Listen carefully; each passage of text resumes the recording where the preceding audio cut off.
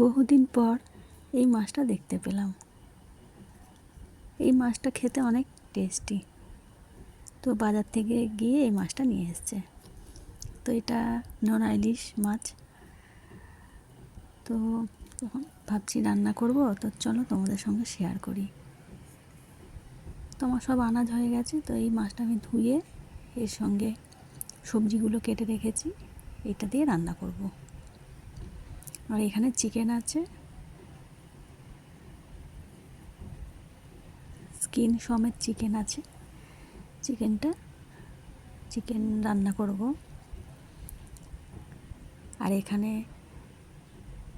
কুমড়ো আলু কেটে রেখেছি, আজকে এইগুলো রান্না করে দেখাবো। তো চলো রান্নাটা স্টার্ট করি। আসসালামু আলাইকুম, আর এস লাইফস্টাইলে আপনাদের সবাইকে স্বাগত জানাই। তো মাছটা ভালো করে ধুয়ে যে আমি ভেজে নিচ্ছি মাছটা।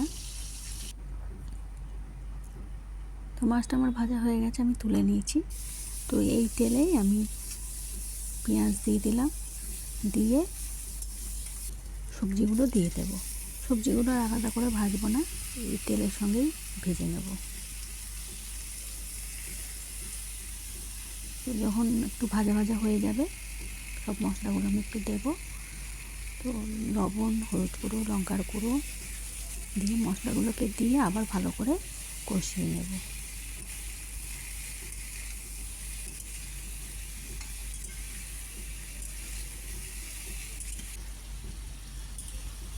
তো এর মধ্যে আমি আদা বাটা একটু অ্যাড করেছি।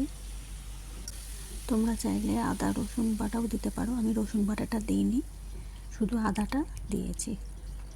তখন এদিকে কষানো হয়ে গেছে, আমি পানি দিয়ে দিয়েছি। তো তরকারিটা একটা দিক হতে থাক, আর এদিকে আমি কুমড়োর জন্য ফোড়ন দিয়ে দিলাম, তেজপাতা, শুকনো লঙ্কা আর 5 ফোড়ন দিয়ে তরকারিটা আমি রান্না করে নেব।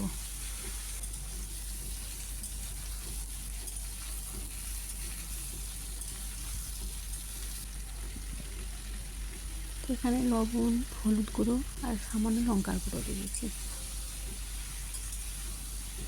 আর এরপর একটু কষিয়ে নিয়ে একটু সামান্য চিনি দিয়ে দেবো।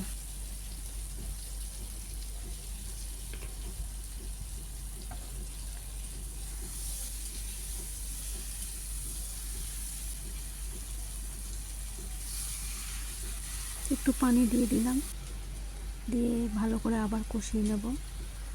পানিটা শুকনো শুকনো হয়ে যাবে, তারপর আবার পানি দিয়ে ভালো করে রান্না হয়ে যাবে। তো আমি কুকারে দিয়ে দিলাম, কুকারে দিলে না তাড়াতাড়ি হয়ে যায়, 2-3টে সিটি দিলেই তরকারিটা হয়ে যায়। তো আমি এটা কুকারে বসিয়ে দিলাম। আর এদিকে সবজি রান্নাটা হয়ে এসছে, মাছটা আমি দিয়ে দিলাম।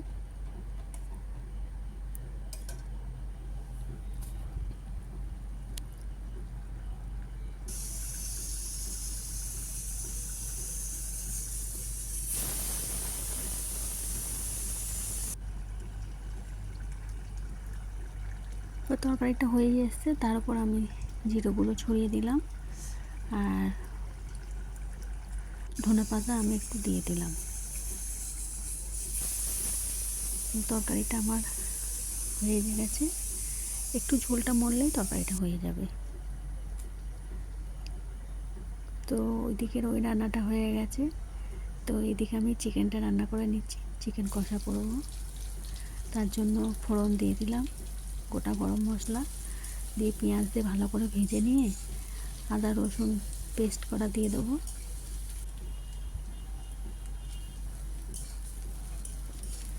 আর আমি একটা এতে টমেটো অ্যাড করেছি,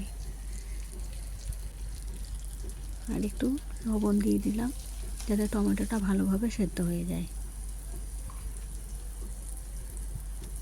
এরপর আদা রসুন বাটা দিয়ে দিলাম, দিয়ে ভালো করে মশলাটাকে কষিয়ে নেব। কষানো হয়ে গেলে এরপর একে একে সব মশলাগুলো দিয়ে দেব। হলুদ গুঁড়ো, লবণ, না, লবণটা দেবো না, লবণ দিয়েছি, হলুদ গুঁড়ো লঙ্কার গুঁড়ো দিয়েছি।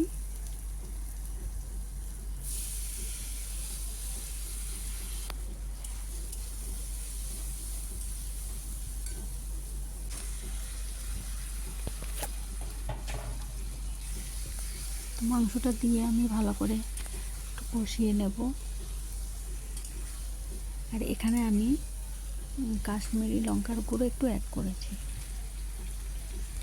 আর গরম মশলা আমি এখনই দিয়ে দিয়েছি। দিয়ে ভালো করে কষিয়ে নিলে পানি দিয়ে দিলে আমার রান্নাটা, চিকেন কষা রান্না হয়ে যাবে।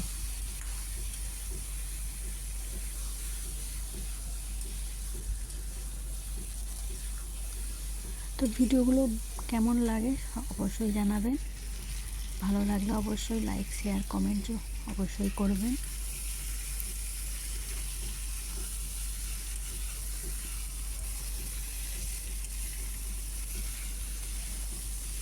এখানে আমি একটু ধনেপাতা দিলাম। তো দেখুন আমার রান্না হয়ে গেছে। এই যে তরকারিটা দেখো কত সুন্দর লাগছে। আর এখানে চিকেন কষা, আর এদিকে আছে আলু, বেগুন, ইলিশ মাছের তরকারি।